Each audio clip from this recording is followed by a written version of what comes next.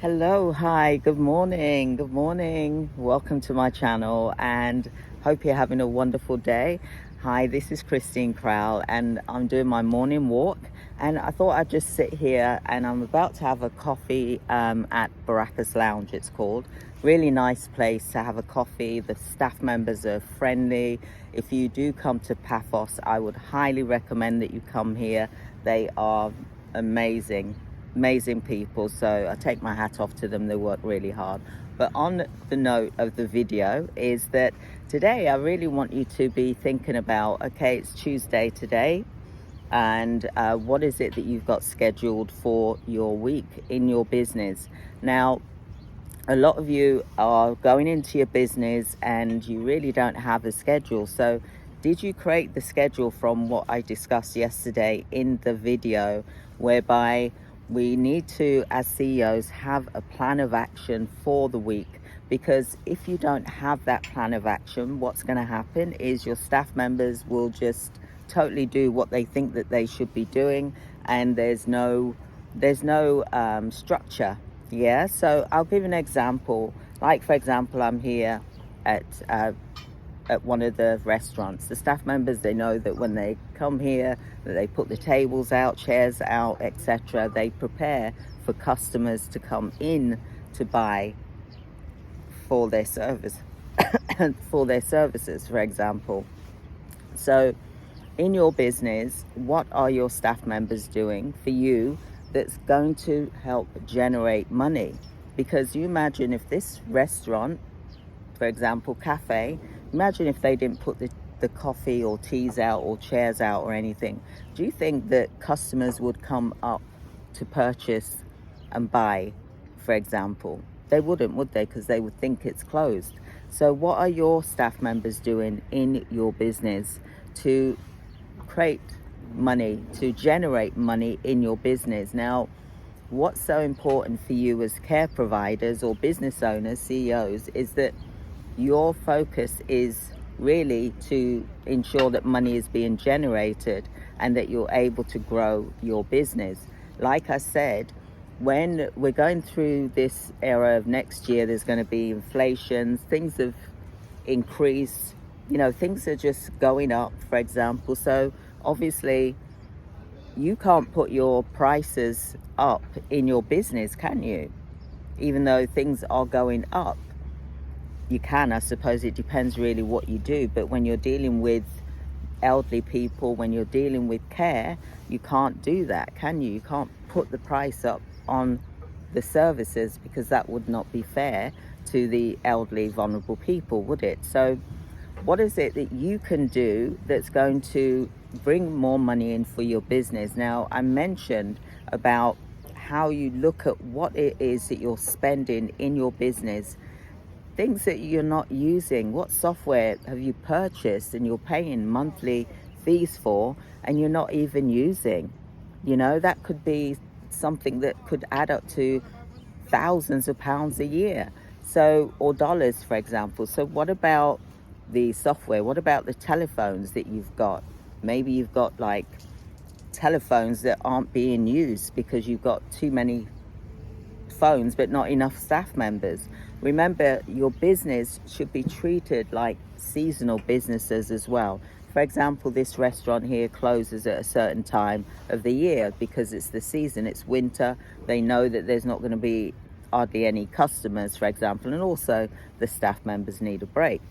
So what about your seasonal times in your business? Do you have your busy periods where you need to employ more staff members, temporary staff members, as ad hoc, for example, as and when needed?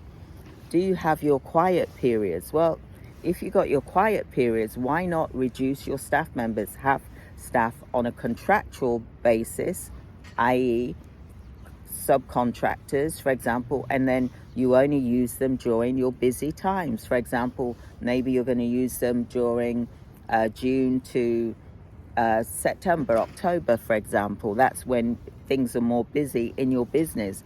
Now, you will know as the CEO, because you're looking after your finances, when are your busy times. There's going to be times of the year where you make more money And then there's going to be times of the year when you make less money. So when you make less money, you've then got to then look at reducing staff, i.e., right, okay, we cut staff down by, say, a quarter or even half. It really depends on the time of the year. So you should really look at that. CEOs, we've got to wake up. Inflation is here, 2025. Wherever you are in the world, there's inflation. Things have gone up. Food prices have gone up. Electricity has gone up. Everything is going up. So you've got to really take responsibility if you want to keep your business going. This is a business recovery video that I'm doing with you. Look at your busy times in your business, for example. And when you're not busy, then you've got to cut down your staff members. You've got to look and speak with your staff and say, right, okay, we are busy during this time, this time, this time. This is when I'm going to hire you for. After this date, we don't need you until next year, for example. So think about what you will need in your business in order for it to generate and to function effectively.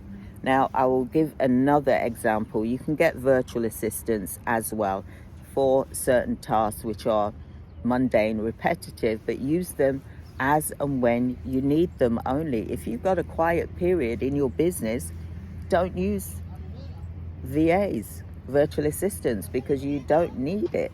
So think about this.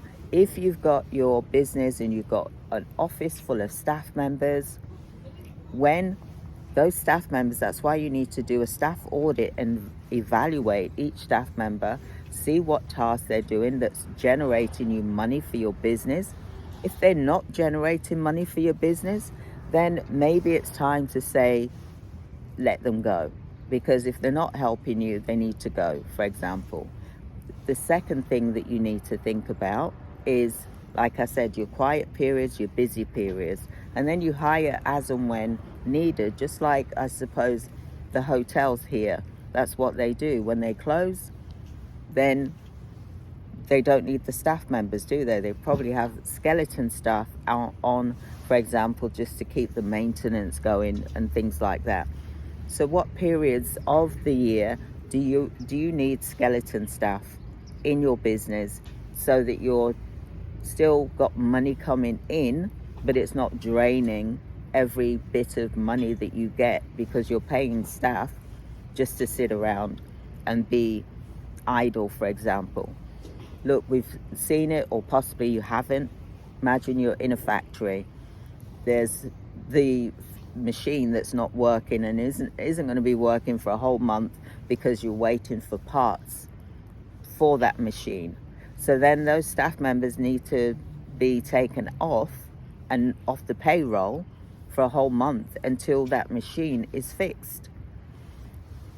CEOs, we got to wake up. We got to be real. We got to be truthful to our business. Our responsibility is to the business, and that is your top priority. We're not here to be friends. We're here to make money and to build a business and to pay staff members, for example, that do the work.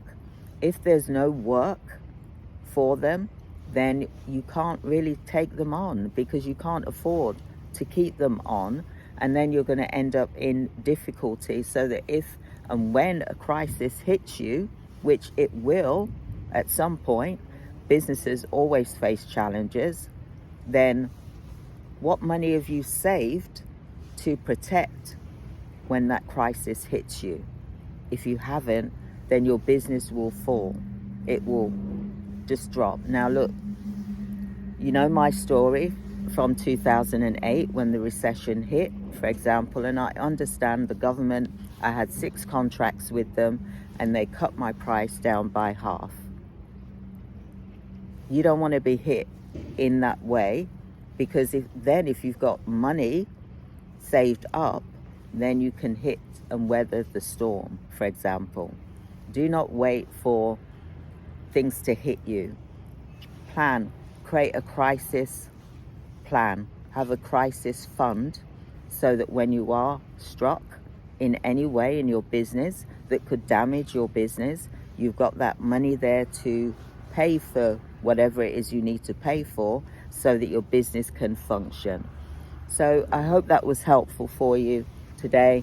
I know it seemed a bit harsh about some of the things I was saying, but we have to be realistic to protect the whole business.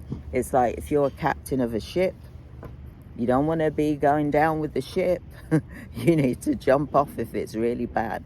But there's things that you can do to protect things, and that is your duty as the CEO, as the director. Create your business recovery plan today. Please wake up, do it now in preparation for when 2025 hits you. April, look, it's December now. We've got January, February, March, April, 4 months to start putting money aside for when the inflation really kicks in, so that we know how to cope with it. A lot of companies are dealing with it already.